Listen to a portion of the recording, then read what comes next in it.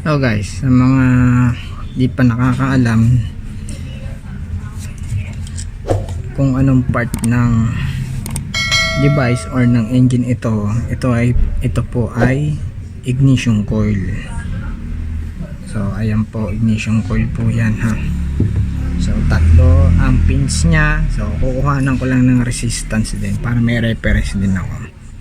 So ayan, ang una is 1.18. So ito wala yan, yung sa third pin 1, 2, 3. So ayan, reference lang. Diyan mo rin malalaman kung sira yung ignition coil mo. So ito is para sa, tingin ko ito yung sa DC supply, kasi ito yung nagbibigay ng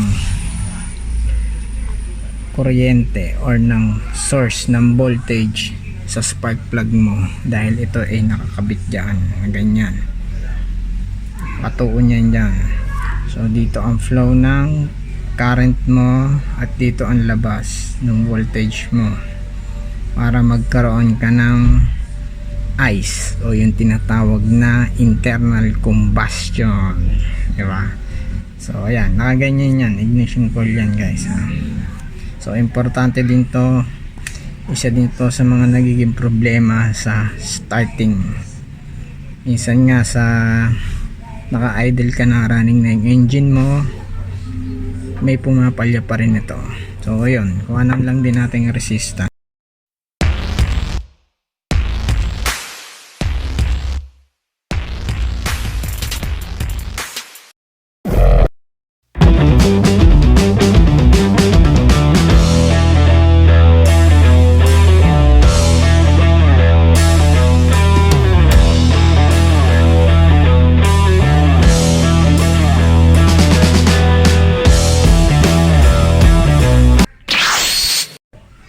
So ayun guys, no, nalinisan ko na siya.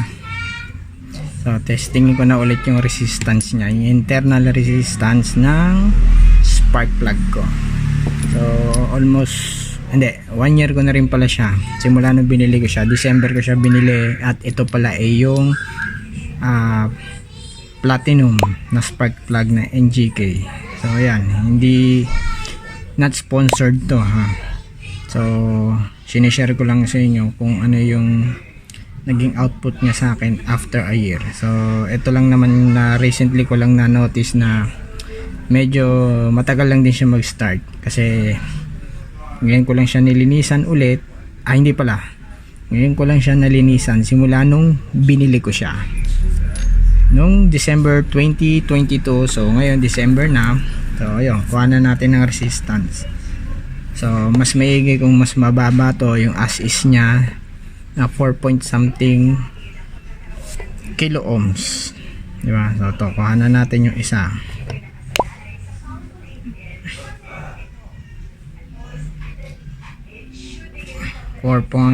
Kita nyo ba? 4.04. Ayan, lagyan natin yan para mas klaro. 4.04.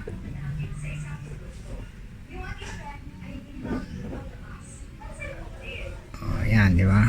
So as is pa rin siya. Ayos siya, maganda siya. Sa running, sa takbo ko simula nung 1 year ko siyang ginamit, whole year up to now, okay pa naman siya. Yung nga lang, medyo nag-hard starting din ako ng konti lang naman, hindi lang naman ganun kahirap, kasi alam ko naman ito lang din naman ang problem. So mas maigi kung mas mababa ang resistance nyo, below 5 or 6, yan, yung mga ganyan. Pero kasi kung mas mataas yung resistance mo, syempre mas malaki ang current mo. Pero kung mababa yung resistance mo, mas mababa ang resistance mo, mababa din ang current mo. So ohms law lang din naman yan guys. Ito, magpa 5 na rin siya, 4.14. hindi siya nagpipix. Mahirap kasi gumagalaw kasi. So tandaan nyo guys, no, hindi naman kinakailangan every year ay magpalit kayo ng spark plug. So syempre titingnan nyo rin physical condition at yung internal resistance. Yun ang importante dyan, kasi kung above 6 na yan, ayun, medyo hirap na rin yung flow ng current nyan. Kasi ito usapan DC current, ano tayo, DC volts, DC current. 4 din siya. So ito yung isa, hindi gumagalaw lang. So kailangan natin matutukan ng maigi. Ito mababa, pero magfo-4 na rin siya. Kung i-round natin 3.93, nasa 20k ako ohms. Ayan, kung makikita nyo, 20k ohms, diba? So dun tayo sa body. May makukuhanan tayo na body ground. Wala naman so far, kasi mahirap yung pag may grounded din dyan eh. Talagang papalya ka eh. Dapat yan walang basag tong ceramic mo na yan, kasi yan yung insulator nya. Ayan, so as long as ano, di pala kita. So yan, wala naman siya, di ba? Ito yan, meron niya kasi body yan eh. So sa tip tingnan natin, wala din. Nadikit siya, kaya natunog dito. Nadikit siya dito. Dapat dito sa tip, sa parang electrode niya. Susunod nga man na bibilihin ko is iridium. Tingnan natin kung ano maging output niya. So ayan, so far okay naman ang tip niya. Ayan, bagong linis lang yan. Ayan yung tip niya, makikita nyo.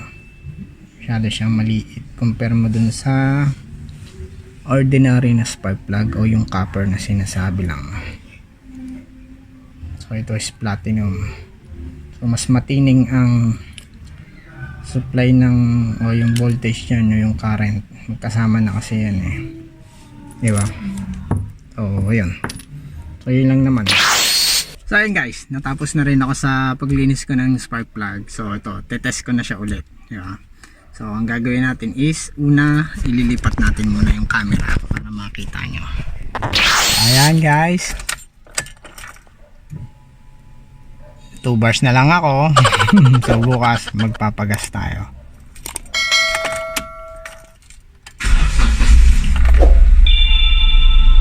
So ayun guys, di ba? Kita nyo naman, RPM ko is 1000 pa. So mamaya maya nyan is, kita nyo ba?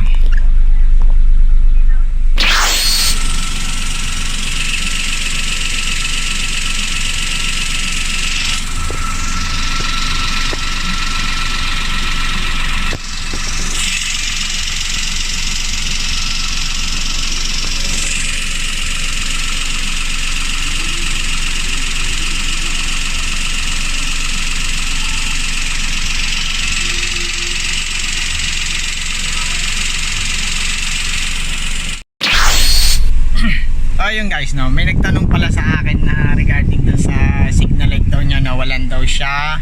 So sabi ko baka ako sa fuse. So ito si sir na nagtanong. So natanong ko sa kanya kung na-check na ba yung fuse. So hindi na siya nag-reply. So possible na ayos niya na or kung ano man, nasa sa kanya. Pero ito ituro ko sa inyo din yung location ng relay sa mga lightings natin. So first one is yung nandito. Ito yung sa headlight ha, para makita nyo. Ayan, yung relay na to. Ito, iikot ko lang yung camera ha. So, ayan yung sa headlight. Relay din yan sa headlight ha. Ayan, sa headlight. Diba? Headlight yan ha. Ayan yung dito sa may bandang passenger side. At ito naman is yung relay sa mga signal light nyo o sa hazard, diba? Katulad ng sinabi niya, medyo nalito lang ako daw sa sinasabi niya eh, na nawalan daw siya ng ilaw sa lahat. Ilaw sa signal light, sa hazard nawala rin daw. Di ko pa lang alam yung isa kung saan pa yung nawala sa kanya. So ito ituro ko din sa inyo. So ito, di ko napapatayin to ha. So madali lang naman tanggalin tong ano na to, tong panel na to. So ingat lang din kayo ha, kung hindi pa kayo ganun ka alam. Hey! Ayan, dinudukot lang naman din yan. So ayan, kita nyo. Ayan, buo pa yung mga clip nya. Madali lang yan kasi nabaklas ko na yun dati. So ito, andito yan. So ito, hinuhugot lang din yan. Hindi ko na enough ha. wag na wag nyo gagawin to pag hindi nyo pa alam ha. So ayan, ayun ang relay nya, ayun, ayan, andyan ang relay, yung relay ng ano, ng, ayan, lalapit natin dito, ayan, yung relay, linisan na natin. Total dito na rin naman tayo, kamay ang gagamitin natin pang linis ha. So ayan yung relay, up, saan na, hindi ko makita, ayun, ayan yung relay, relay ng signal light, mararamdaman yan, ayun, naririnig nyo, relay ng signal light. Balik tayo sa hazard, andyan din yan, diba? Ayan guys, yung relay ng, kung totally ha, pero bihira lang naman mangyari yan eh, bihira lang naman mangyari yan,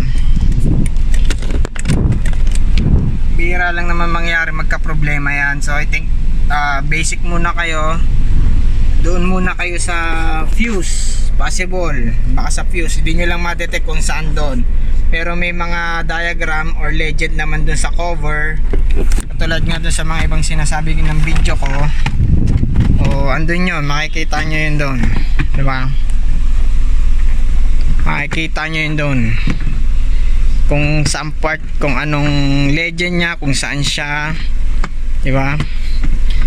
Teka, babalik lang natin to guys, yun, so balik na siya ulit, diba? So punasan na rin natin, diba? So ayun, andun yung relay nya,